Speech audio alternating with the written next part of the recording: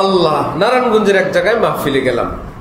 মাহফিলে গিয়ে দেখি পোস্টারে আলিমুল আমাদের নাম, স্থানীয় এমপি সাহেবের নাম সবার উপরে, চেয়ারম্যান সাহেবের নাম, মেম্বার সাহেবের নাম, একদম পোস্টার সবটা ভরা। 3 ভাগের 2 ভাগ পরিমাণ ওনাদের নাম, 1 ভাগ পরিমাণ নিচে হইল আলিমুল আমাদের নাম। আমি বললাম এমন গজব তো আমি আর দেখি নেই, গজবের তো মাত্রা আছে। সহজ মানুষ, অনেক লম্বা কথা বুঝাইলাম, বললাম যে ভাই, গরিবের বিয়েও তো বড় লোক যায়, যায় না? যার বিয়ে, তার থেকে ধনী কোনো মানুষ তার বিয়েতে যায় না? শিক্ষিত যায় না? এলাকার গণ্যমান্যরা যায় না? এই বলে বড় পাত জামাই মিয়ার জন্য যে প্লেটটা, এটা ওই বড় শিক্ষিত বড় ক্ষমতাবানকে দেয় না দুলাকে দেয়? কেন? Chief guest. আজকে দুলা মূর্খ হোক, রিক্সাওয়ালা, ভ্যানওয়ালা হোক, কাজের লোক হোক, কর্মচারী হোক, আজকের প্রধান মেহমানকে দুলা। ছোট্ট যে একটা স্টেজ রাখে বসানোর জন্য, সবচেয়ে যে এলাকার ধনী মানুষ অরণ্যে বসায় কি? শিক্ষিত সাহেবকে? চেয়ারম্যান সাহেব আসছে বিয়া খাইতে, ওনারে বসায় না দুলাকে বসায়? কেন ভাই? আজকের প্রধান মেহমানকে দুলা, তার উপরে আর কারো স্থান নাই। এই যদি বুঝেন, ওয়াজ মাহফিলে চিফ গেস্ট কারা? চেয়ারম্যান সাহেব, মেম্বার সাহেব, এমপি সাহেব না আলিম সাহেব? আলিম সাহেবরে নিচে মাটিতে বসায় রাখছেন, বিয়ে খাইতে আসছে চেয়ারম্যান সাহেব, তারে দুলার জায়গায় বসাইছেন কেন? যে চেয়ারম্যান নেতারা ঠিক মতো আসেও না, এমন এমন দাওয়াত আছে তারা জানেও না। মহল্লার পাতি নেতারা বলে আমার এলাকায় স্যার আপনার নাম ছাড়া কোনো মাহফিল হইতে দেয় না। তারা এত মাহফিল আমি যাইতে পারবো না, যাওয়া লাগবে না স্যার, শুধু নাম। কেউ বলে স্যার, কেউ বলে ভাই, কেউ বলে আব্বা, চাচা, বলো। এর মধ্যে মহিলা এমপি ওই বেডিও উপরে। তা আমি বললাম যে ভাই, এই মেহমানরা কই? যাদেরকে তো গুরুত্ব সহকারে দাওয়াত দিছেন, এরা কোথায়? কারো আছে উনি ব্যস্ত, উনি অসুস্থ, উনি আসতে পারবে না, উনি ঢাকায়, উনি জানেও না, ইত্যাদি।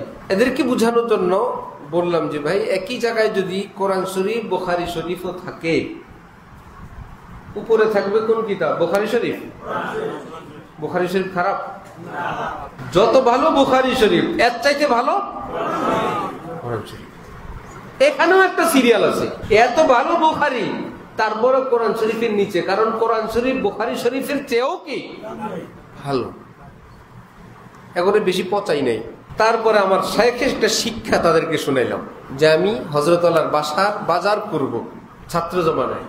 হযরতের ছেলে, এখন তো মুফতি সাহেব দুজন, ওনারা ছোট মানুষ, দৌড় দেয়, ভিতরে যায়, আম্মি যান কিছু বলেন, আমি ঘরের বাইরে দাঁড়ায় দাঁড়ায় লেখি, হযরত আছেন সামনে, যা বলে তাই লেখি।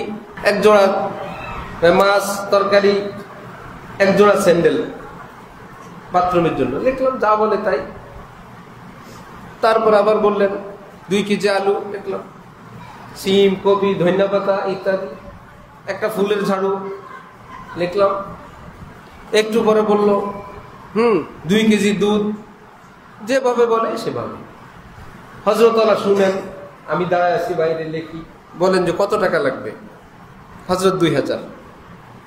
আনুমানিক একটা হিসাব দিতাম, দেখি তোমার লিস্ট, এখানে কোনো বানান যদি ভুল হইতো, শব্দের কোনো অক্ষর, শব্দ বানানে ভুল হইলে লাল কলমটা পকেট থেকে বের করে আমার শব্দটাকে টান দিয়ে ওটাকে আবার বিশুদ্ধ করে লিখে দিতেন।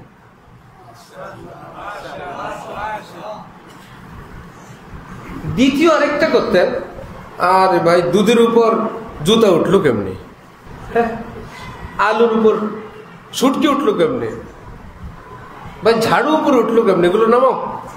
মাছের উপর শুটকি, শুটকি নিচে নামাও, মাছ উপরে। এইটির আবার দাগ দেয়া সব টিরে লাল দাগ দিয়ে নিচে আনতেন, দিয়ে আমার হাতে দিতেন, বললেন ঠিক করে লিখে নিয়ে আস। সময় না থাকলে টান দিয়ে নিজেই নিচে নামায় দিতেন, তারপরে টাকা দিতেন। শুটকিও আছে, মাছও আছে, তাহলে শুটকি উপরে না মাছ উপরে? শুটকি নিচে। ঝাড়ু উপরে না নিচে? জুতা নিচে। একটা লিস্টিতে শুধু লিখবো, তাহলে বললাম আলেমে দ্বীন। সুবহানাল্লাহ। আলেমে দ্বীনের নাম কি? নিচে থাকবে না উপরে থাকবে? বেটা করে বুঝাইলাম। তারপরে বললাম যে ভাই, অনেক নেতা বেচারারা বলে না আমাদের নাম দাও, পাতি নেতারাই ঝামেলা করে। যদি আপনারা আর নিচে দিলে খেপে, মাহফিল করতে দিবে না, আন্দোলন হবে, এরকম ঝামেলাই করে, বললাম আর কি করবেন, পোস্টারটা ভাঁজ করেন, অর্ধেক করে এক পাশে আলেমদের নাম, আরেক পাশে নেতা খেতার নাম লিখেন, তবুও কোন আলেমের উপরে কোন নেতার নাম দিয়েন না, দুনিয়াদার কারো নাম দিয়েন না।